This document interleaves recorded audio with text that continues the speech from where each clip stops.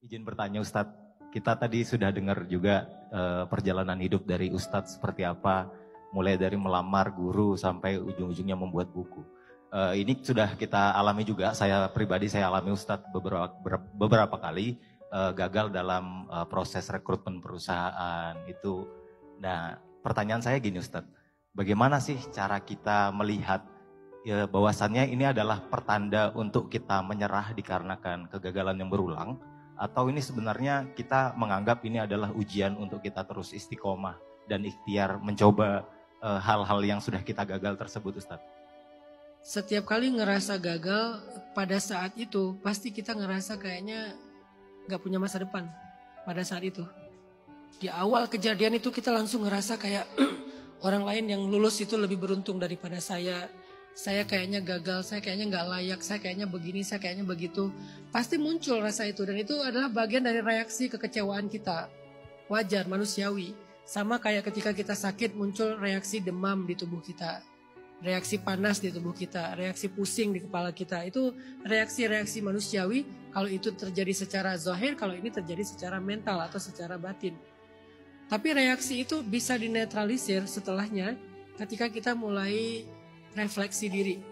Jadi kejadian itu membuat kita shock sesaat, tapi langsung kumpulkan diri kita secara utuh lagi. Dalam bahasa Arab disebut dengan insaf.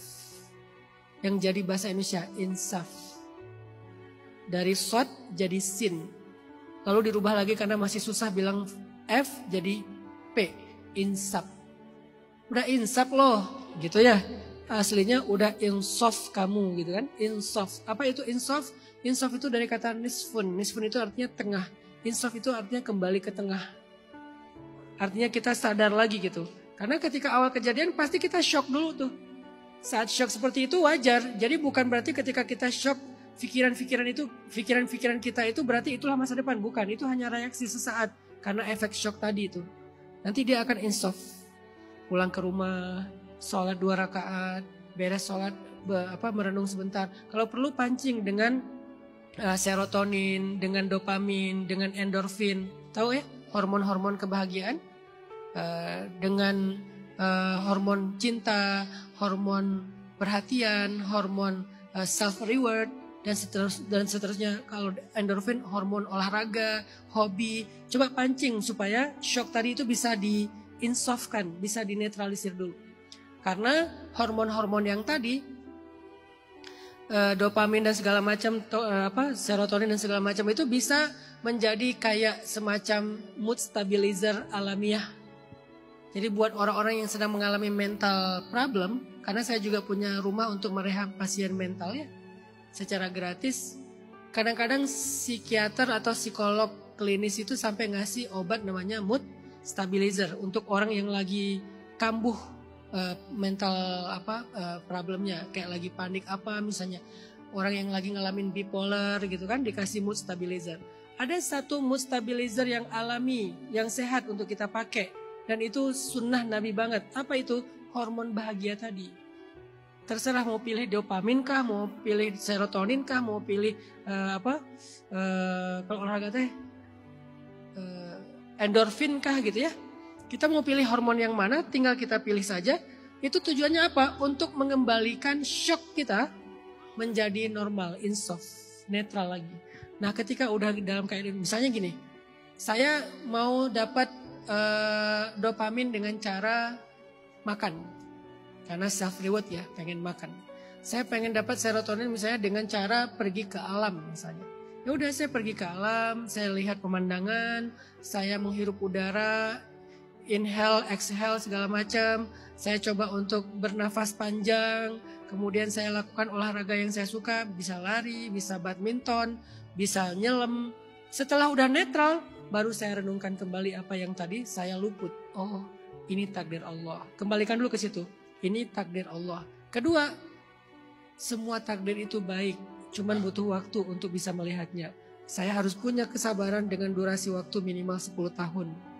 Ketiga, ya Allah, berilah saya takdir-takdir yang baik. Jalanin.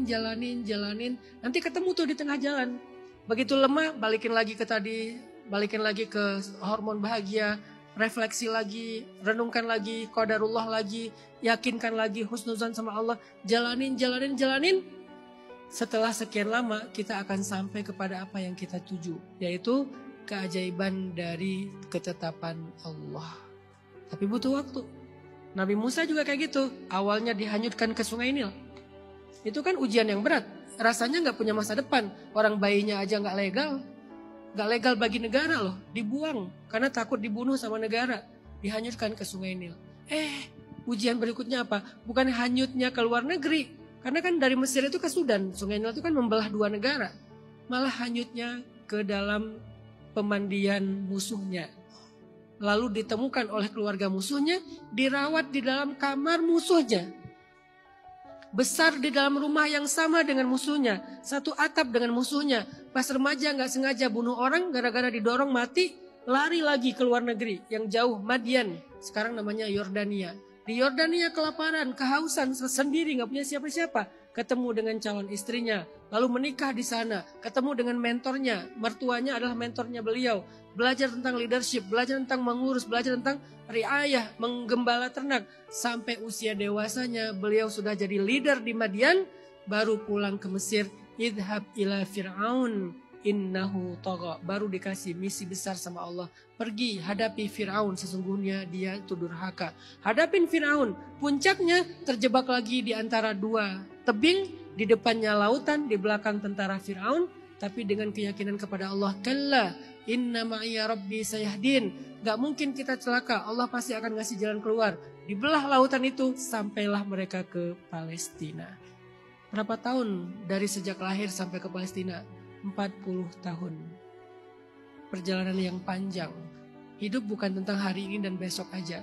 Hidup adalah tentang perjalanan panjang, tapi perjalanan itu pasti ada banyak sekali kejutan-kejutan baik bagi mereka yang sabar menjalaninya. Jadi Ricky, kalau Ricky lagi ngerasa terpuruk karena gagal ngelamar sebuah kerjaan, jangan berhenti berpikir dan ikhtiar. Coba lagi yang lain, coba lagi yang lain. Ketika kita gagal di satu tempat, sebetulnya bukan gagal. Allah lagi mengarahkan kita ke satu takdir. Kita gagal di sini, karena emang bukan itu takdir kita. Kita lagi digiring kepada takdir terbaik kita. Tapi orang yang menyerah di tengah jalan itu yang kemudian akhirnya benar-benar gagal.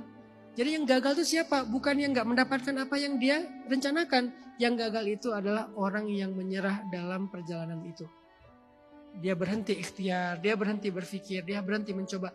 Coba aja, kita boleh luka, kita boleh patah, kita boleh jatuh, kita boleh gagal. Yang penting kita gak boleh menyerah. Terutama cowok. Jangan ada kata menyerah dalam mazhab berpikir seorang cowok. Kita boleh berdarah-darah, kita boleh patah berkali-kali, tapi nyerah, no. Dan itu prinsip hidup saya. Karena saya sering gagal, saya sering ngerasa luka dan segala macam. Tapi saya nyerah, gak ada ceritanya saya nyerah.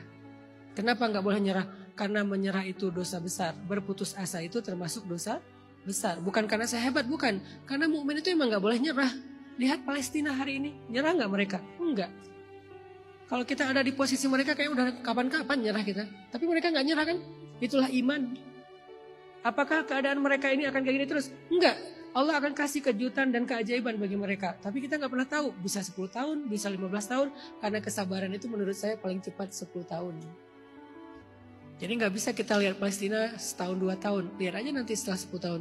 2035 mungkin. 2030 mungkin. Dimana Allah akan memerdekakan Palestina. Akan mengusir Israel. Ya. Biar gak perlu diedit. Jadi Ricky, gitu cara kita insaf setelah kita ngerasa gagal. Allahu a'lam.